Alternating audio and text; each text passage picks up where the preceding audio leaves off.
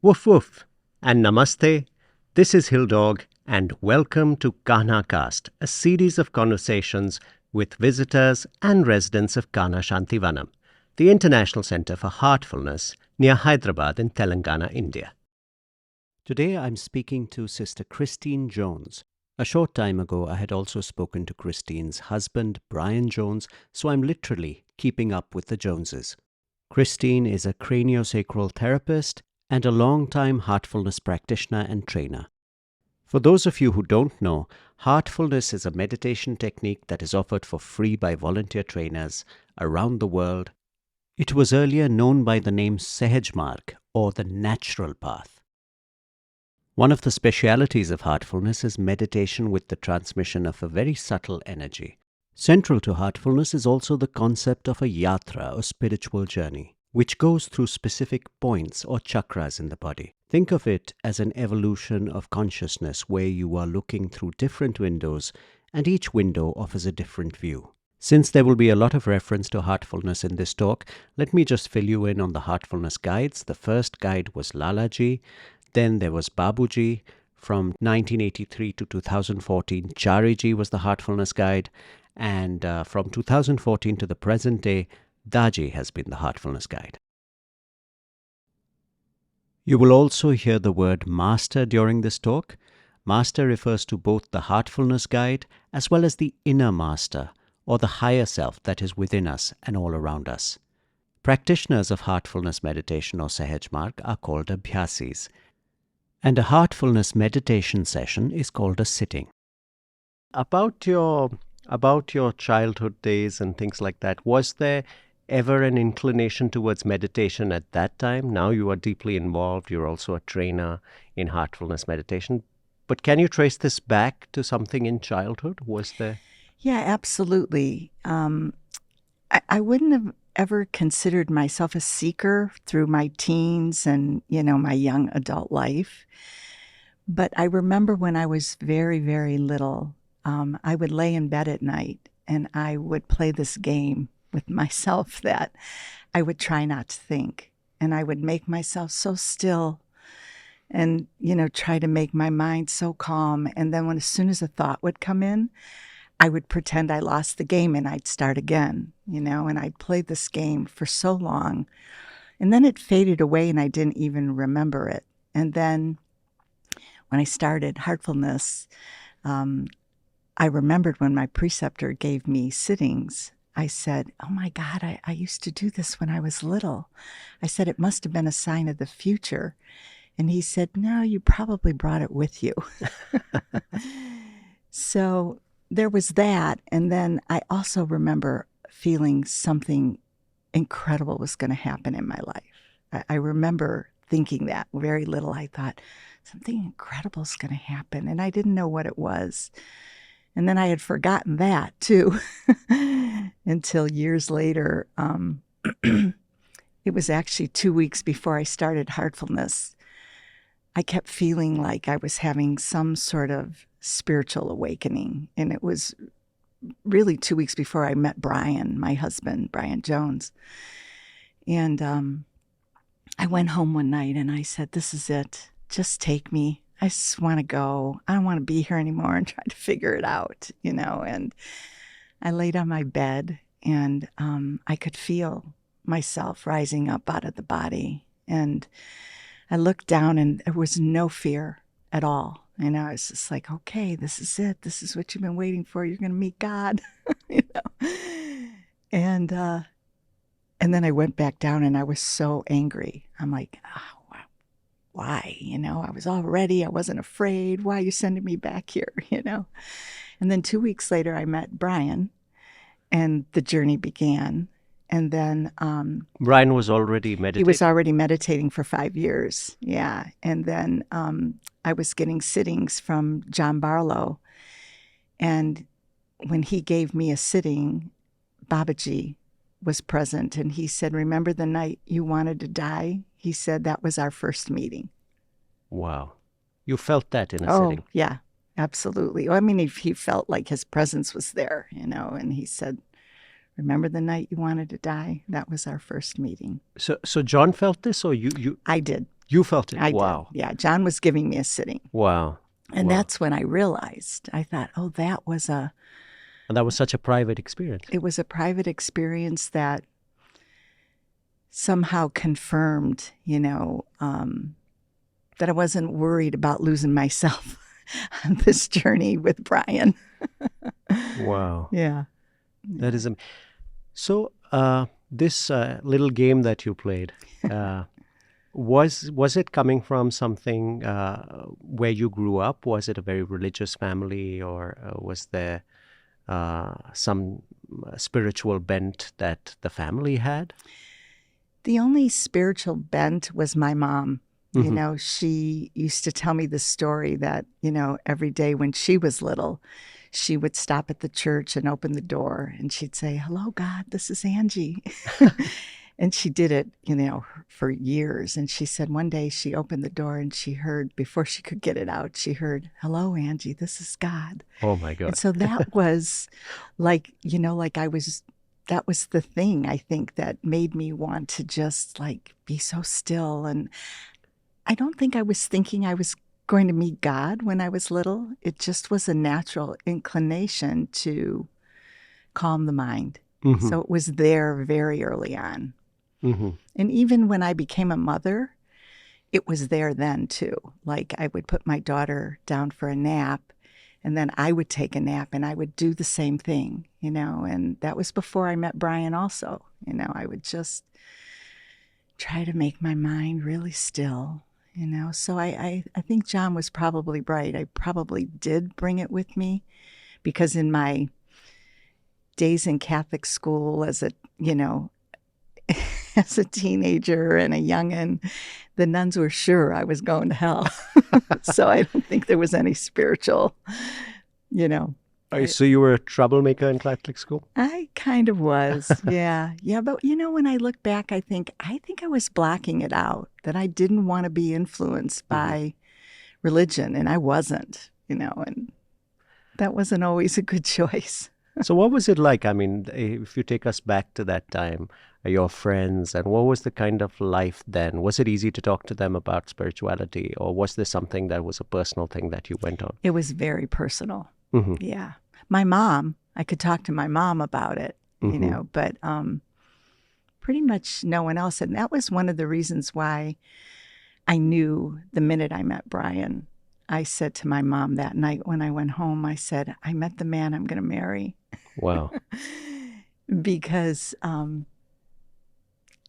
it was like a breath of fresh air. He was always talking about spiritual things, and I was just like a little kid, like, oh, I'm going with him.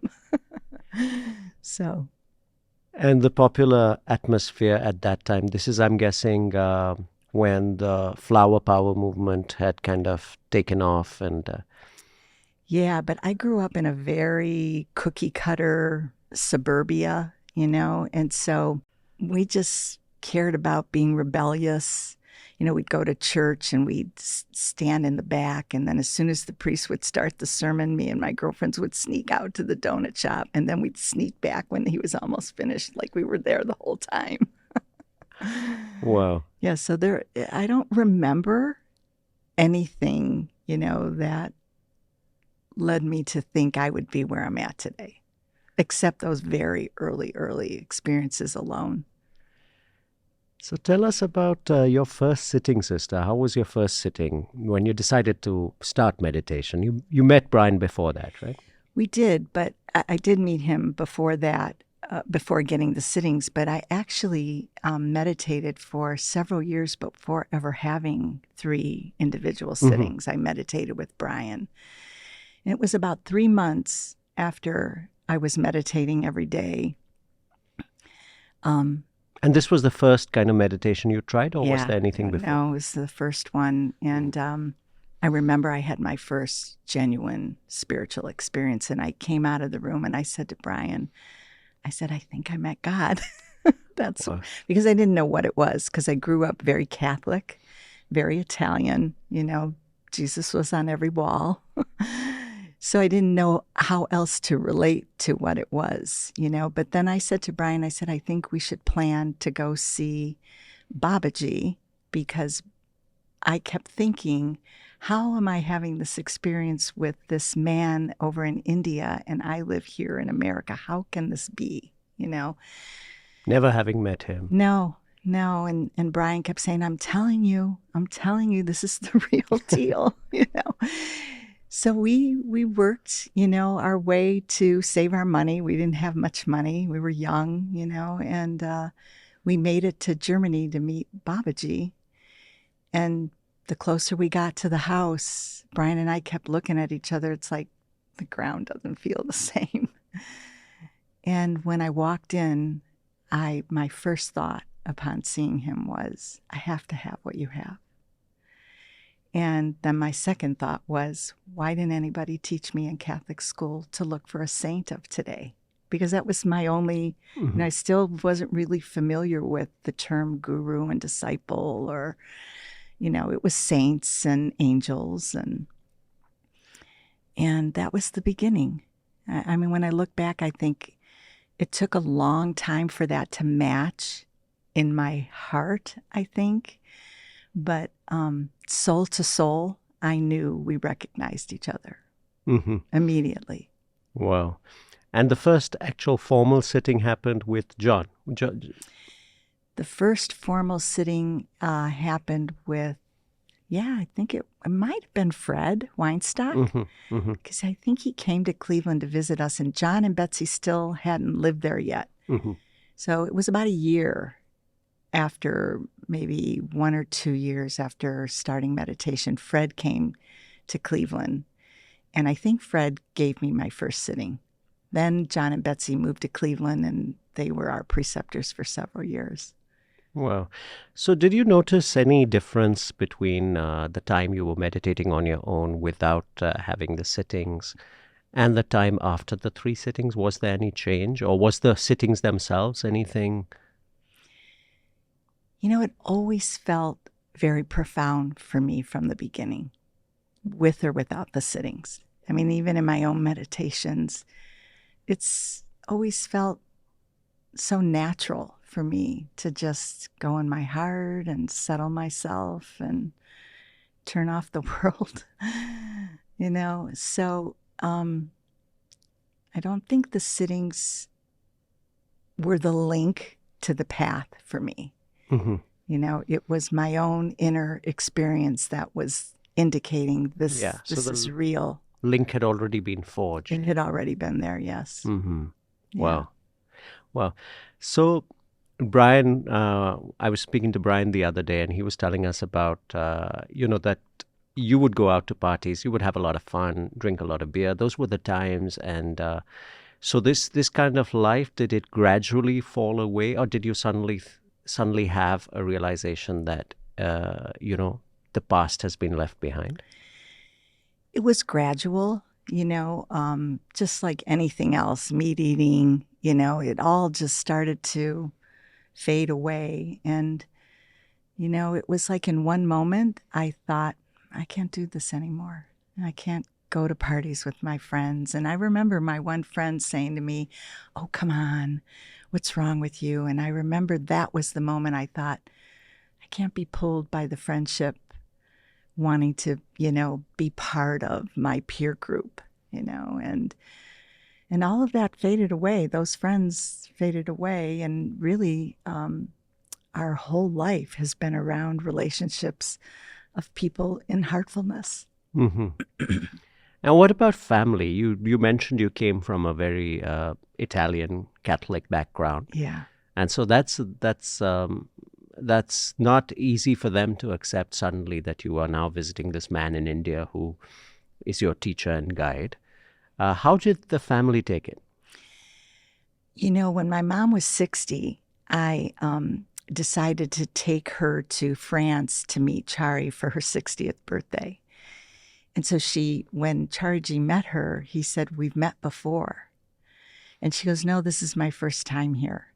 And he goes, no, we've met before. And he goes, no. And my mom said, no, this is my first time here. And I was thinking, oh, that's interesting.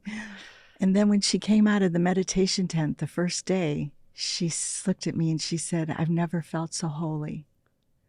So she accepted it, and would go to gatherings with us. But my father was a different story. Yeah, he didn't accept it at all. But then Brian started doing so much work around the city, and we had an event at the Cleveland Museum, and I asked my father to come. And then after that event, my father said to me, he said, I don't know why I'm so upset with you. He said, because all you do is close your eyes and you don't hurt anybody. So that was the first little inkling, but then he'd go right back to, he just, his only point of reference was like cults and things like that. But then when he was dying, the week he was passing, he said to me, I made peace with your life, So that was good. Wow. Yeah. Wow. So you met Babuji in Germany. Mm-hmm. That was the first time Yes. that you met him. And was there any other times that you met him? Yeah, we met him in 1982 in Paris. Mm-hmm. And he was very different. Must have been frail because he was so frail and nobody was seeing him. Mm-hmm. And we were going to meet some friends at a cafe, and I was coming down the steps, and one of the French brothers said, Babaji's awake, do you want to come in? And so I went in the room, and it was just me and another sister, and she was sobbing, and I sat down, and Babaji was smoking his hookah and never looked at me. He just was smoking the hookah and looking up at, I don't know, whatever he was seeing. And all of a sudden, he said, I will be leaving soon. And I started to cry. And the girl had one Kleenex, and she ripped it in half, and she handed it to me. And I said, what am I going to do without you? I finally found you. What am I going to do without you? You can't leave yet. And then he said, I will be with you for all eternity. And that was really the grounding then of the transition from 1980, I think that was 1982, to Charji becoming the representative in 1985. I just trusted it would be okay, Mm-hmm. Yeah, because at that time of transition, a lot of people were confused. They didn't know what was happening. Chariji was, of course, nominated as the successor, but a lot of people had difficulty because they had invested so much in Babuji, and Babuji had been the center of their lives in a certain way. Yeah. And so how was that for you? I guess you must have been meeting Chariji in those meetings with Babuji as well. And Yeah. suddenly from this guy who's just casually hanging out with, and he's now the guide. What was that like for you? It was, Charlie was a disciplinarian in those early days. So I was a little apprehensive of him becoming the successor. But I've heard that from people in my own center. They said he was so strict. It was like a little dictator. Yeah, he was. But the transition for me was we went to France in he came to Cleveland in 1985. Chariji did. And we spent a week with him at Sister Veronica Hopper's house. And that was when we got to know him. But he wasn't the master to me. He was Babaji's representative. So I don't know if I really knew what that term meant, but I knew he wasn't the master, And then in I think it was 1988 or 89. No, it was 1987. We were watching a video of Babaji with Charji. Some gathering, I don't remember where it was. And the look on his face was exactly like the look on Babaji's face when I met him. And that's when I knew. It was like instant. It was like, oh my gosh, you're my next master. You're my next teacher, my next guide, So it happened in one moment, just from seeing the look on his face watching Babaji. It was so profound that it was the way I felt when I met Babaji. I could feel it coming from him.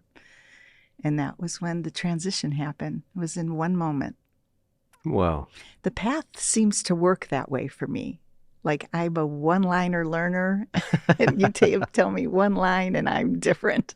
It doesn't take long for me. I don't have to read a book from cover to cover. Just open the book and read one line and transformation has happened. Wow. Wow. So then, of course, you are devoted to this path, and you are doing your meditation.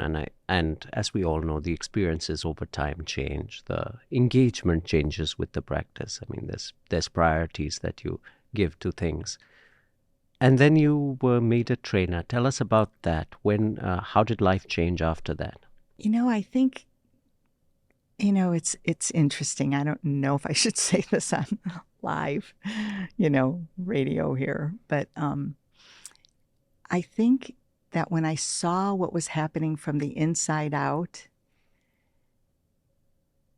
it was so profound for me, and sometimes people will say, they'll want to hang a crystal over your chakra to realign it, and I remember thinking, this is not the same, it just seeing it from the inside, what could take place was, it was like I was astounded, I was astounded. So becoming a trainer was kind of funny because I didn't think I was really worthy of being a trainer. I was kind of surprised Charji asked me, because I remember thinking, oh, John and Betsy, they're so busy with all these abhyasis. I don't think I'm going to be able to do that, But of course, you once you see what's possible, of course you dedicate your life to it because. So that was an important. I've always thought Charji made me a trainer for my own growth. It was never really about me being anything that was needed per se, but for my own evolution, for sure. And when was this, sister? When were... I was made a trainer in 1985 when he came to Cleveland. Mm-hmm. Yeah. Veronica and I were made So trainers that was a pretty intense trip for you. Yeah. Yeah, it was. Wow. Yeah. The entire process of becoming a trainer, actually, you have the preparatory sittings and things like that. That can be really deeply moving and profound as well. How was it for you? I think I was a little immature. I don't think I really knew what was really, really going to take place, So, it was, in a way, I think the path was like that for me for a long time. Like I was just being brought along without really grasping what was really happening on the internal journey. And really, in the last few years, I've come to really understand that if you are dedicated and you never give up, the path is just automatic.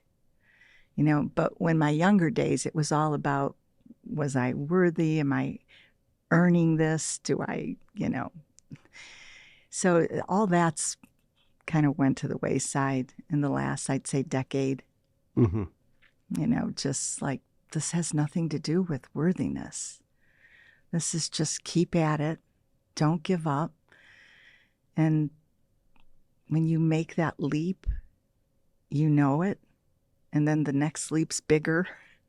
Charji told us each leap is consecutively bigger than the last one. I can see that's really the wake-up call. It's like, you're just not the same. Mm. And you didn't earn anything to get it. It just happens because of the caliber of the method and the lineage of the masters. Sure, absolutely. I mean, and sometimes we are tempted to think that, okay, now I got it, and this is it, and no further. Have there been moments like that for you where you think, now I've got this figured out and I'm at a comfortable place? Every turn. As soon as you think you got it, he will definitely show you there's more, and you still have a way lot more to learn or unlearn, maybe. Yes. So, as a trainer, it also gives us the opportunity as trainers to talk about the the practice and the meditation and the cleaning. And I think that that helps our own learning so much just because we are talking to others about it. Um, how do you explain the practice, especially in the modern context? Because it's a very different time from when you started meditation. So, to people coming to you today, how would you explain what is the crux of the process? That's a good question. Um, I would, what I try to tell people, I don't say a lot up front, because I've always um, built the youngins, so to speak, on relationship, like they just begin to trust you, and you give a little more. But in the very beginning, I will usually tell people that it's the soul that brought them there, and that's what they're trying to get in touch with, is the deepest part of themselves. And that, when they get a sitting, it's really just, I tell them that I go into a prayerful state and I make the prayer that whatever's standing between you and your true self, that's the part that will come forward for them. And that's really what I usually tell people, because I don't always think people understand sittings, or, and it seems to have been enough because the experience speaks for itself, Sure, sure. So, it's, and you meet all kinds of people. Some people have profound experiences and don't even know, and so it always shows me that it's not my place to get them there. My place is to trust they found their way there, and they'll find their way. Just keep it minimal Hmm. and let them find their way. Yeah, yeah, and transmission. I mean, how is your own understand? That's the unique thing about the heartfulness practice and Sahaj Marg, is the transmission. Yes. What has your own experience been of it? Was it immediately palpable, or is it something that's changed over the years? For me, it was immediate. Hmm. I felt like, and to me, I mean, looking back, that was a good guiding post, that because I've somewhere along the line realized that although the transmission's coming from the guide and it's been rediscovered by, Lology, that ultimately they're here to teach us that it's in ourselves, And so when we're mirrored with that, somehow we remember that it's there in us. And when I look back, I think that was my experience without having a preceptor for 1 to 2 years, that I was drawing it on my own without even knowing that's what it was, And I mean, I was youthful. I didn't know what it was. I just thought I was having a profound experience, But looking back, I think, oh, that's what that was. So that's how I try to explain it to people, that it's actually in you, but you need a model to help you remember that it's in you. And that's what the role of the guide is they're the model of why we were created, I think, why we were even put on the planet. That's a beautiful way to explain the role of the guide, actually, because it's that is something, especially in the West, is a challenge for people, to accept a guide, because there, as you said, there are these points of reference that are cults and things like that, and they think that you're just surrendering to another person and doing his bidding, no matter what. But it's a very different thing, as you just said. Yeah. And after that time in 85 in Cleveland, you spend a week with Charity, and it's really nice. And how did your relationship with Charity evolve then? From then on, it was really somewhat miraculous. It was nice to be at peace and know you had a guide, and he was going to show you the way, and I think he did. I mean, we traveled with him all over the world, and there were so many moments of, oh my goodness, that you couldn't deny it. You couldn't deny it. And so you just kept, going back for more, basically. And so you built up this relationship with Charity after that, brief time with Babuji, and when he said that he will be with you for all eternity. And then in 2014, Charity also left his body. How was that for you? Because this was a long time that you had spent together. Yeah, it was probably 30 some years.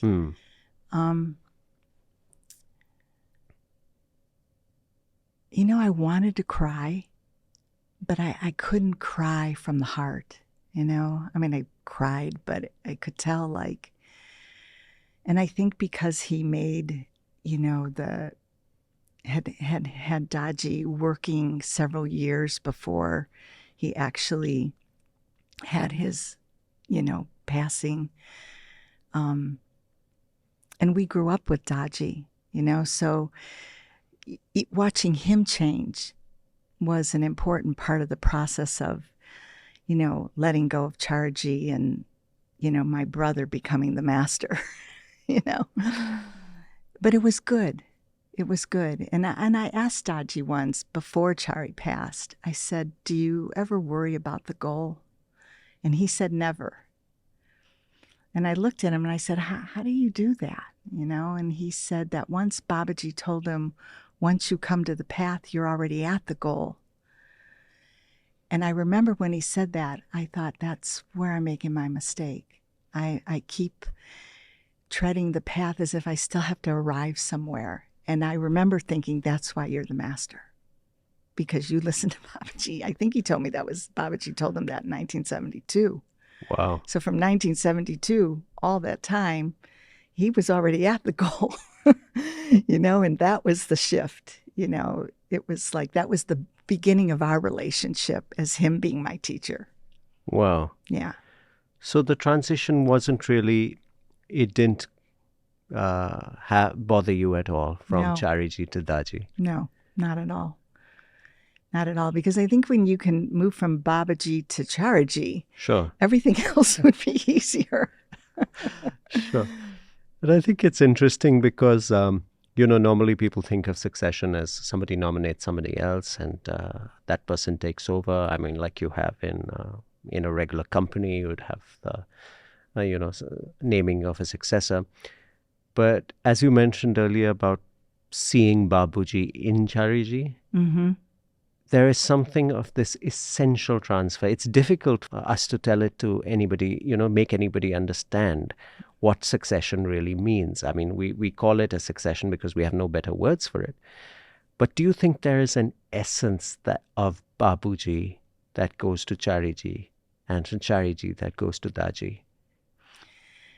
Absolutely. Because I think this is something that's being, what's the word? Reestablished in true spirituality, is that, in the old days, we had a teacher, but then it couldn't, be transferred to the disciples, and all the disciples could do is teach from memory, and then it turns into a religion. I think our system is trying to revive a living system again.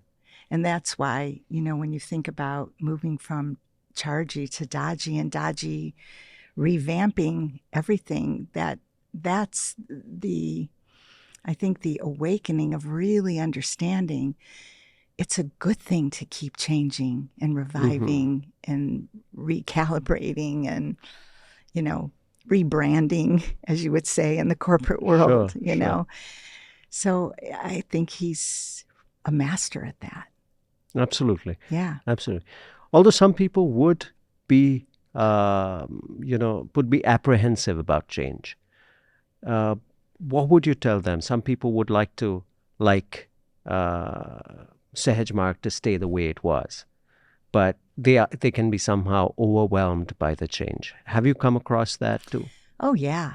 Many people, many people. But, since I've been here, I had this realization that if I don't go with the change, any change, whether it's in myself or my brothers and sisters or the world, that I'm only extracting information and knowledge from my own creation.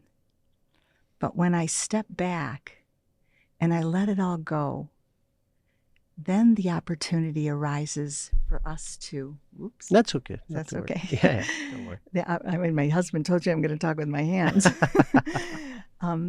The opportunity arises that it's something beyond ourselves, and let it show us what it could be. Because if you look at the world, and you put it just in our hands, you can question things. But that really opened in me since I've been here. Like, oh, I don't want to extract from my own creation anymore. I want to see what's behind, my creation and what's in store for the next creation. Wow. That makes me happy to think like that. Doesn't make me sad.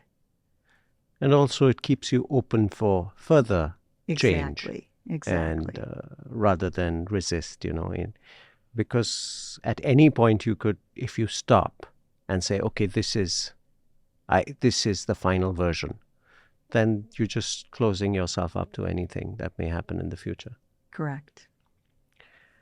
So, sister, how has it been over the past few years in America for you? Because it's been a tumultuous time. We had the COVID pandemic, and people were isolated. Suddenly, you couldn't have the weekly gatherings. You couldn't have face-to-face sittings.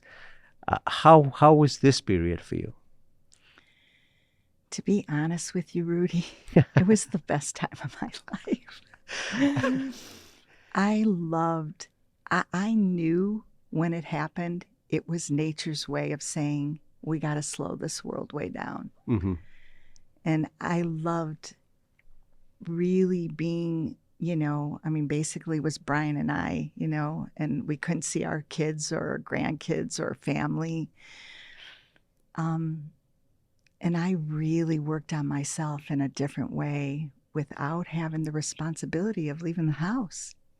The first year we were in the house. We were having our groceries delivered. I mean, we didn't know what it was, and my son-in-law's a scientist and a virologist. Yeah, And nobody had any clue. he was making us spray all the groceries before we brought them in the house, so. But no, it was I knew it was, I felt it was a gift. I truly felt it was a gift. I didn't miss anybody. And we had Zoom and we had, Yes, for sure. we could talk on the phone to our kids. So when we weren't doing that, I was diving deeper. A lot of people around the world actually had a lot of issues because they had never spent so much time together. Even married couples had issues because suddenly you were there 24/7 together. Yeah. No opportunity to get out. But Brian and you that way have been such an, I'll use the word inspiration if it doesn't embarrass you, for couples, because this beautiful relationship that you have, and that has lasted since when did you guys tie the knot? 1978. Wow. The year I was born. So, Oh, boy. So, what do you think keeps you together? What is the most? I think because we love the same thing, I mean, we both knew Babaji was not your average human being. And, um, and we've had to fight to stay together. I mean, we're very different. He's very, down to earth, laid back, and I'm the exact opposite, But when times got hard, I think it was the path that made us push through the difficulties. And I remember Charji telling us once, he said, the last quarter will be the best quarter in marriage.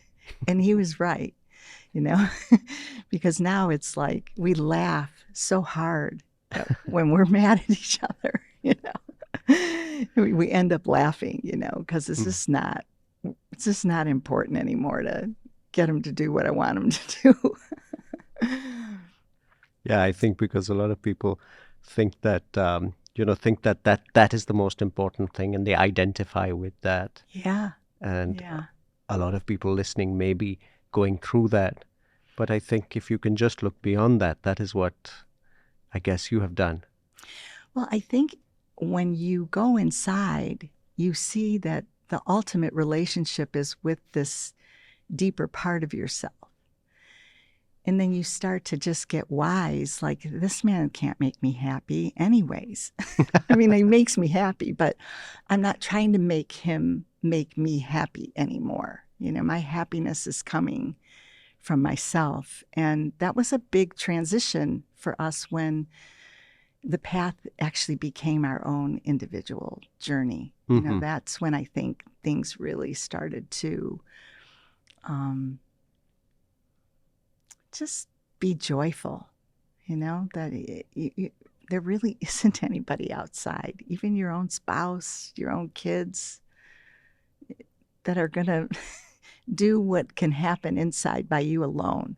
That's why I think the aloneness during the pandemic was so important to me. And Brian did his own thing, but I was studying the points and the circles and the yatra, going through them in myself, and I was as happy as could be.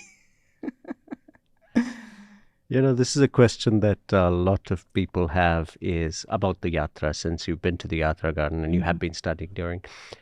Because a lot of us don't pay that much attention to the points and the circles and things like that. It's just we're on the path. We pay attention to the experience. But for you personally, is that experience enriched by the knowledge of the points and, knowing what you're going through, not just experiencing it and being okay with whatever you're experiencing? Do you think it's vital to know? That's a good question.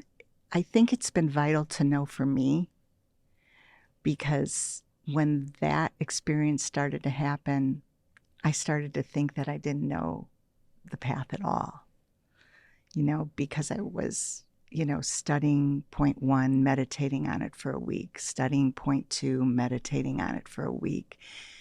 And then after I went through it the third time, some huge shift happened inside.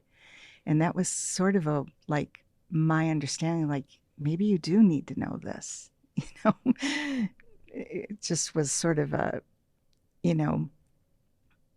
not because you need the knowledge, but just because you need to understand, when a part of the journey opens in you, how well you work with it is really what the end result has to be. Because I remember one day, after going through the heart region for the third time, I heard inside, now illusion will become Maya. And I thought they were the same. But just that little instruction shifted. I'm like, oh my God, illusion and Maya are different. And then, of course, Daji says he always, whenever I have these sort of wake-up calls, he leads me to some confirmation that I'm in the right direction. And he said that illusion was created by us, but Maya was created by God. So when I heard, now illusion will become Maya, I realized I was going to end up working with it differently. And that came from inside of meditating on the points, where they start to guide you out of your illusion so that you can handle the Maya more efficiently when it shows up. Wow. Wow, that's beautiful, actually. And it's such an enriching path. There's so much nuance to everything. Yeah. It's just we could go on and on about how Yeah. nuanced it is, really. Lastly, I'd like to ask you, sister, thinking back on the young Christine, who is the troublemaker in Catholic school. I'm sure if you look around Cleveland, you'd find many girls in the same position. What advice would you give them if you had to tell them one thing? Oh, if I had to tell them one thing, I would say befriend yourself. That is beautiful. Yeah. That is beautiful advice and a beautiful note to end on, sister. Okay. Thank you so much for taking time out. It was Thank you. really beautiful. So that was my conversation with Sister Christine Jones. To listen to more such conversations, please subscribe to this channel. You can also find these conversations on Spotify on the Kanha Cast channel, that is KANHACAST. Thank you once again for tuning in. This is Hill Dog signing off. Namaste and woof woof.